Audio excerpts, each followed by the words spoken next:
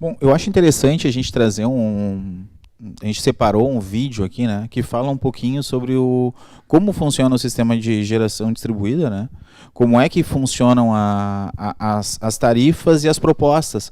Eu acho que a gente podia começar daqui a pouco com a primeira proposta que teve, né, e depois contextualizando com as mudanças, né, que estão aí em discussão, né. O que tu acha, bom? Vamos fazer isso. Vamos rodar o vídeo para o pessoal e aí a gente vai parando o vídeo conforme o próprio vídeo da ANEEL vai discorrendo e a gente faz as observações em cima do que for sendo falado. Estamos revendo as regras de compensação da energia gerada pelos consumidores na micro e mini geração distribuída. Fique atento e participe.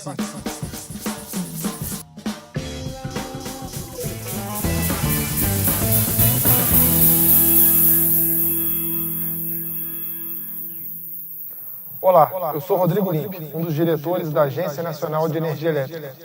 E nós somos Lívia Raj, Daniel Vieira e Dijane Mello, especialistas em regulação da ANEEL. Estamos aqui para falar um pouquinho sobre a audiência pública de revisão da Resolução Normativa número 482 de 2012, que trata da micro e mini geração distribuída. Se você quer colaborar, é só assistir a esse vídeo e procurar pela audiência pública número 1 de 2019 no portal da ANEEL, no link na sua tela. Para explicar o assunto da audiência pública, precisamos contar um pouco da história da micro e da mini geração distribuída no Brasil, que existe desde a publicação da Resolução Normativa 482 de 2012. De acordo com essa norma, o consumidor brasileiro pode gerar sua própria energia elétrica a partir de fontes renováveis ou cogeração qualificada. Ele pode, inclusive, fornecer o excedente para a rede de distribuição de sua localidade. Há ainda a possibilidade de o consumidor utilizar esses créditos em outras unidades previamente cadastradas dentro da mesma área de concessão e caracterizada como autoconsumo remoto, geração compartilhada ou integrante de empreendimentos de múltiplas unidades consumidoras, os condomínios, em local diferente do ponto de consumo. O objetivo do regulamento foi reduzir as barreiras para o avanço da micro e mini geração distribuída, para que esse tipo de geração de pequeno porte se tornasse viável. E a resposta que temos encontrado é muito positiva. Já superamos 46.500 unidades geradoras, com mais de 143 novas conexões por dia. O crescimento em energia... Pessoal, eu acho que aqui, depois que a gente deu uma olhada nesse breve vídeo, vale uma observação.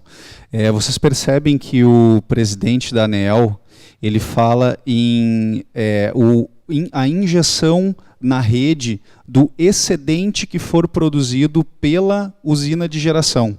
Isso é um conceito extremamente importante para a gente formar uma opinião a respeito da mudança na norma e também do funcionamento do sistema e quanto o consumidor tende a se beneficiar ou o quanto impacto esse consumidor vai acabar sofrendo se ele decidir fazer um investimento como esse, mesmo depois que haja uma eventual modificação na norma.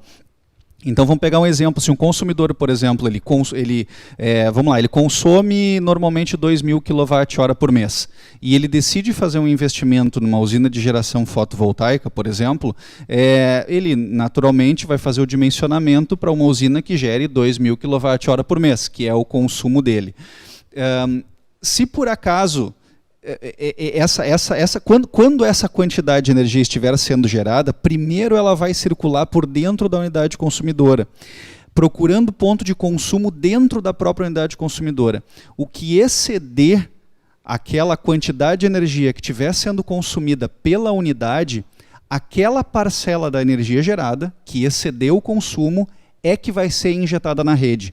É que vai ser exportada. Isso é importante ficar claro, porque quando se fala em taxação, qualquer percentual de taxação que se fale, não importa qual seja, é do medidor da energia para fora. A gente está falando sobre a taxação sobre a energia que é injetada na rede, não sobre a energia que é produzida pela estrutura do cliente. Eu acho que essa é uma observação bastante importante de se fazer. E um dos pontos que a ANEEL tenta trazer aqui é o seguinte: quando eu faço investimento quando alguém faz investimento em geração distribuída, certo? Tu deixa de ter arrecadação na concessionária. E teoricamente isso vai aumentar o custo, né? Então, isso tem tudo a ver com todo o planejamento que a ANEEL está fazendo, né? Que é, por exemplo, eu gero um maior consumo, na verdade, eu vou diminuir o consumo para a concessionária e ela vai continuar com o custo de infraestrutura, né? Então, é isso que a ANEEL tenta trazer aqui e mostrar, né? As diferenças e as taxações em cada fase, que é um dos pontos que a gente quer mostrar aqui. Vou mudar mais um pouquinho lá, depois a gente entra não. Disponível também surpreende. Em 5 anos e meio, os consumidores instalaram, de modo voluntário, uma potência acumulada de 571 megawatts. Isso representa metade da usina de Furnas, em Minas Gerais. A energia excedente gerada por uma unidade consumidora com micro ou mini geração distribuída é injetada na rede. Em outro momento, quando a unidade precisa de energia da distribuidora, o excedente pode ser integralmente aproveitado, sem o pagamento de qualquer custo pelo fornecimento. A rede de distribuição de energia serve então como uma bateria, que guarda energia produzida a mais e pode devolvê-la de acordo com a demanda do consumidor, em até 60 meses. Esse mecanismo é chamado de Sistema de Compensação de Energia Elétrica. A compensação integral da energia gerada foi fundamental para o sucesso da micro e mini geração distribuída no país. Mas com o aumento dessa solução, alguns pontos desfavoráveis foram... Pessoal, aqui vale mais uma observação a respeito do que foi colocado pelo Rodrigo da ANEEL. A noção que a agência quer dar a respeito do sistema de compensação de créditos de energia é de que a distribuidora funciona como uma bateria. E eu acho que, de novo, para a gente formar opinião a respeito do que é justo, do que não é na mudança da norma, é importante a gente desconstruir essa noção. Na verdade, quando o Paulo gera a energia na sua unidade consumidora, aquela energia ela não sai com uma etiqueta com o nome do Paulo, que o Paulo gerou aquela quantidade de energia, aquela energia do Paulo é colocada numa bateria e quando o Paulo quer, ele solicita essa energia de volta para ele. Não é assim que funciona, ok? A forma como funciona é muito mais parecido com o fluxo de um rio. Então, o Paulo gera a energia e aquela energia gerada pela minha unidade consumidora, ela é imediatamente consumida pelo meu vizinho ou pelo meu outro vizinho. Isso se chama fator de vizinhança. E, na prática, o que isso implica? Ao invés de implicar num estresse maior para a rede, como a ANEEL e a ABRAD querem fazer entender, na verdade isso implica num estresse menor da rede, porque não existe aquela circulação de energia que vem lá da usina de geração, que passa pela linha de transmissão, pela subestação, pela rede de distribuição até chegar na unidade consumidora. Não, aquela energia ela sai da minha unidade consumidora e entra na unidade consumidora do meu vizinho imediatamente. Para vocês terem uma ideia, o consumo total de energia elétrica do Brasil em um ano é de aproximadamente 470 terawatt-hora. Isso é bastante zero antes da vírgula. O que acontece? As perdas dessa energia, na verdade é muito mais energia gerada na usina centralizada e que vai se perdendo ao longo do caminho por questões chamadas, por motivos técnicos, como perdas relacionadas ao transporte da energia, à transformação da energia, são as perdas técnicas, e outras perdas não técnicas, como furto e roubo de energia, por exemplo. Então esse volume de perda é muito grande, desde a usina centralizada até chegar na unidade consumidora. Agora eu pergunto, qual é esse volume de perdas quando ela sai da minha unidade consumidora e entra na unidade consumidora do meu vizinho? Então a eficiência do sistema ela aumenta absurdamente quando a gente considera esse benefício que a geração distribuída entrega para a matriz energética como um todo. Isso é uma das coisas que eles estão querendo também cobrar, né? que é essa perda, só que agora eu vou diminuir bastante essa perda, porque essa perda é, que nem tu estava falando, né, Paulo? É para casa do lado, então na verdade eu não preciso toda aquela infraestrutura, todo aquele deslocamento de energia que a gente perde hoje com as redes que se tem de transmissão, né? Exato. Vamos ler mais um pouquinho do vídeo?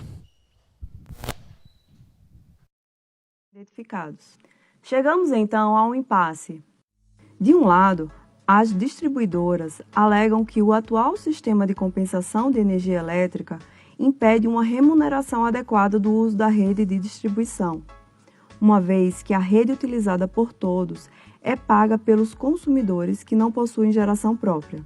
De outro lado, instaladores e consumidores que aderiram à micro e mini geração destacam os benefícios da geração distribuída à sociedade e consideram que o modelo atual deve permanecer, de modo a permitir a consolidação do mercado. Diante dessa questão, a ANEEL realizou a consulta pública número 10 de 2018 e concluiu uma análise de impacto regulatório que aponta soluções para o crescimento sustentável da geração distribuída no país. Daniel Vieira apresenta agora os achados da nossa equipe técnica durante o estudo. Na análise de impacto regulatório que está em audiência, pesquisamos diferentes alternativas para uma mudança no sistema de compensação de energia elétrica. Elas se diferenciam pela forma como valoram a energia injetada na rede, considerando diferentes componentes da tarifa de fornecimento. A alternativa zero significa o sistema continuar como está hoje, ou seja, o consumidor injeta energia excedente na rede e posteriormente pode utilizar o mesmo quantitativo. Em outras palavras, a rede funciona como uma bateria com 100% de aproveitamento e a fatura mensal será correspondente ao valor líquido ao final do mês. Na alternativa 1, o consumidor com geração pagaria pelo valor correspondente ao transporte na distribuição da energia que foi consumida. Considerando uma média nas tarifas do Brasil atualmente, isso seria o equivalente a cerca de 28% do valor do quilowatt-hora utilizado, ou seja, é como se cerca de 72% da energia da bateria fosse reaproveitada. Já na alternativa 2, ele passaria a pagar por todo o transporte, na distribuição e na transmissão, pelo valor que for consumido. Isso equivale em média a 34% do valor do quilowatt-hora utilizado, ou seja, a bateria retornaria cerca de 66% da energia injetada. A alternativa 3 considera, no pagamento, a parcela do transporte e dos encargos, o que corresponde, na média, a um total de 41% do valor do quilowatt-hora utilizado. Ou seja, é como se o consumidor recebesse de volta cerca de 59% da energia injetada na bateria. Na alternativa 4, além dos custos elencados nas demais alternativas, o consumidor com geração distribuída também passaria a pagar pelas perdas que acontecem no transporte da energia. Isso representa cerca de 49% do valor do quilowatt-hora utilizado. Ou seja, a bateria entregaria de volta ao consumidor aproximadamente 51% da energia injetada. E na alternativa 5, o micro ou mini gerador paga por todas as componentes tarifárias, com exceção da parcela correspondente à compra de energia, que é paga apenas pelo valor líquido da energia que é consumida ao final do mês. Essa proposta equivale ao pagamento de aproximadamente 63% do valor do quilowatt-hora utilizado, ou seja, a bateria devolveria 37% da energia injetada. Nós levamos em consideração o impacto de cada uma dessas alternativas no payback de quem adere à micro ou mini geração distribuída. Também levamos em conta que a atratividade do investimento em geração distribuída depende de outros fatores, como a incidência de impostos e a coincidência entre o consumo e a geração de energia. Bom, pessoal, vocês puderam ver aí esse vídeo é um vídeo da ANEEL que a gente está usando, né? É para dar como exemplo todo o fatiamento que a agência fez e as alternativas que foram propostas. A alternativa 0 é a alternativa que está em funcionamento hoje. E as outras alternativas são as que foram consideradas tanto na primeira revisão, no primeiro rascunho de revisão da norma que foi feito no começo do ano, quanto nesse que foi publicado há 2 semanas atrás. Aqueles ali são mais ou menos os valores de referência.